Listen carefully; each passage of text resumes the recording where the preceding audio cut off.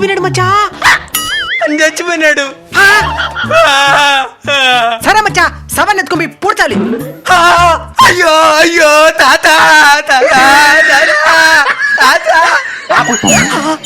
బతుకుండేటప్పుడు ఇక్కడ కూడి పెట్టలేదు, ఇప్పుడు దొల్దలేడుతున్నావా? అందరు చూస్తున్నారనే. మచ్చా, మీ తాత చేతికి బంగారం ఉంగరం ఉన్నది. మా తాతకి ఆ ఉంగరం అంటే చాలా ఇష్టం, అందుకే వదిలేసిన. నాకు ఒక డైలాగ్ కూడా రాయలేదా? సవానికి డైలాగ్ రానమవుతుంది. సరే అనుకుంటా పద శ్మశానానికి టైం అయింది.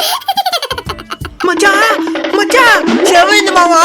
గుంట్లో ఉండాల్సిన మీ తాత గుంట బయట ఉన్నాడు. సన్లైట్ చూద్దామని వచ్చినాడా? మూసుకో. ఎవరో బంగారం కోసం బయటికి కలిగే ఉంగరం తీసుకుని వదిలేస్తున్నారు. మీరు కూడా బంగారాన్ని వదిలేయద్దండి.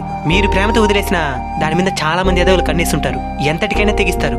దాని బదులు బంగారాన్ని మీ 10 మందికి అన్నం పెడితే వాళ్ళ ఆత్మ కూడా శాంతిస్తుంది. మా హీరో ఇంత ఎత్తుకి ఎదుగుతాడని నేను అస్సలు అనుకోలేదు. ఒక 10 అంతస్తులు ఎత్తుంటాడా? మా హీరో దగ్గరికి రావాలంటే కూడా మీ హీరోలు గడగడ వణికిపోతారు. ఏం కరోనా పాజిటివా?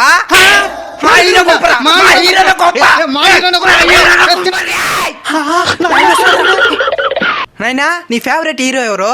భగత్ సింగ్. బాలీవుడ్ హీరోనా? Real hero. ఏం సినిమా తీసినాడు ఆయన? చావుకి ఎదురెళ్ళడం. ఓటీటీలో దొరుకుతుందా? మన దేశ చరిత్రలో దొరుకుతుంది. ఓ, ఫ్రీడమ్ ఫైటరా? మా హీరో కన్నా గొప్పోడా? అసలు మీ హీరో గొప్పదనం ఏంది? మా హీరో ఒక్క సినిమాకి 50 కోట్లు తీసుకుంటాడు. మా హీరో దేశం కోసం 500 కోట్లైనా వదిలేస్తాడు. మా హీరో సినిమా కోసం ప్రాణం పెట్టేస్తాడు. మా హీరో దేశం కోసం ప్రాణాలైనా వదిలేస్తాడు. మా హీరోకి అభిమానులు అంటే ప్రాణం. మా హీరోకి దేశం అంటే ప్రాణం. మా హీరో హెలికాప్టర్ ఎక్కి ప్రీ రిలీజ్ ఫంక్షన్ కి వచ్చినాడు. మా హీరో ఉరికంబాన్ ఎక్కి మనందరికీ ఊపిరి పోసినాడు.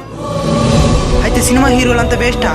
సినిమా హీరోలలో కూడా సమాజం కోసం కృషి చేసే వాళ్ళు చాలా మంది ఉంటారు, వాళ్ళని అభిమానించండి. సరేనైనా? ఏం రంగయ్య? అయ్యా, నీకెన్నిసార్లు చెప్పినాడు రంగయ్య, నా ముందు చేతులు కట్టుకుని నిలబడతారా? సరే, అది నీ సంస్కారం. నేను చెప్పినంత మాత్రం వదిలేపోతావా? ఏమే మీ కొడుకా? అవునయ్యా. నువ్వు దా నాశనమైనావు అనుకో, వాడిని కూడా దానికి నాశనం చేస్తున్నావు. చదివించండి. అంత డబ్బులు మాకెక్కడదయ్యా? బుద్ధిందా రంగయ్య నీకో? నేను బతుకున్నాను అనుకున్నావా, సచ్చినా అనుకున్నావా? నేరుగా మా గుమస్తా దగ్గర పోయి నేను చెప్పి ఎంత డబ్బులు కావాలి తీసుకో. అయ్యా, వడ్డీ. వడ్డీ ఏం వడ్డా? నేల రాసి చేద్దులే గాని. రైటా, మీరు ఎదగాలరా. మీరు ఎదిగేదే నాకు కావాలా. కొన్ని సంవత్సరాల తరువాత. అయ్యా, ఏంది నాకు బయట దేశంలో ఉద్యోగం వచ్చిందయ్యా. బయట దేశంలో ఉద్యోగం వచ్చిందా? నెలకి 2 లక్షల జీతం. 2 లక్షలా? ఈ అనవసరం చదువుకోమని చెప్పినామా? సరే, ఉంటామయ్యా. నీదేదైనా ఒక ఫోటో ఉంటే ఇచ్చేసిపో, గుర్తుకొచ్చినప్పుడు చూసుకుంటాను. ఇందయ్యా. ఇందా చదవడా?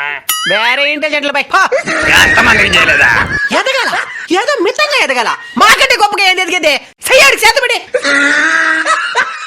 అన్నా, ఎయిర్సెల్ రీఛార్జ్ కార్డీనా? 10 రూపాయలదా 20 రూపాయలదా? 10 రూపాయలది. 12 రూపాయలు. కంపెనీ పొడి ఏమో గానీ ఈడు కోటీశ్వరుడు అయిపోయి మారుకుంటాడు. ఇందా కాయంతో గీకు, లేకపోతే నంబర్లు పడొస్తాయి. మాకు తెలుసులే గాని. గేకర దిన్నా చెయ్యిరా రీఛార్జా. 7.90 పడింది. మన బంధువులు అందరితో మాట్లాడేయాలి. ముందు మన ఫ్రెండ్ తో మాట్లాడదాం. హలో, బాగున్నావరా? బాగున్నాను. సరిపెట్టే. అమ్మా, ఒకరితో మాట్లాడాను. ఇప్పుడు మనం రీఛార్జ్ చేయడానికి ప్రధాన కారణమైన మన లవర్కి ఫోన్ చేద్దాం. హలో బంగారం, బాగుండావా? బాగున్నాను. ఏం చేస్తున్నావా? బ్యూటీ పార్లర్ లో ఉన్నాను. అయ్యో, అంతమంతా నాదే. ఇంట్లో ఎవరూ లేరు. ఇంట్లో ఎవరు లేదా? ఎప్పుడు రమ్మంటావా? యాంద్ర ఇప్పుడు బ్యాలెన్స్ అయిపోయిందా? ఇంకో కార్డు కొనుక్కుందామంటే కూడా డబ్బులు లేదా?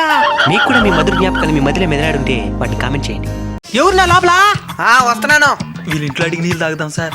వాళ్ళైతే మనకట్టి తక్కువ కులం, వాళ్ళ ఇంట్లో బిన్నీళ్ళు తాగుతానంటున్నావా? ఇదే మన కోలం నీకు నేర్పించిందా? నీళ్ళు తాగండి సార్. అంటే మేము కూలింగ్ వాటర్ మాత్రమే తాగుతాం కాబట్టి వద్దు. అయితే కూలింగ్ వాటర్ తెస్తాను, ఉండండి. ఇందండి. డీటెయిల్స్ చెప్పండి. ఎవరైనా చూస్తున్నారా? ఎవరు లేదా? సార్, ఇంకా ఒక రత్నం ఉంది. నా వాళ్ళ దాహం తట్టుకొని మాలేదు సార్. మాట్లాడండి సార్. సార్, దాహం దాహం. ఏం చేయమంటావో? నువ్వు ఈ నెలలో నీళ్ళు తాగవు కదా? తాగదానిలే, లేదంటే సత్యం మారుకున్నాను. ఇక్కడ చుట్టుపక్కల ఒకే ఇల్లు గోల్లా. అయితే సావాల్సిందేనా?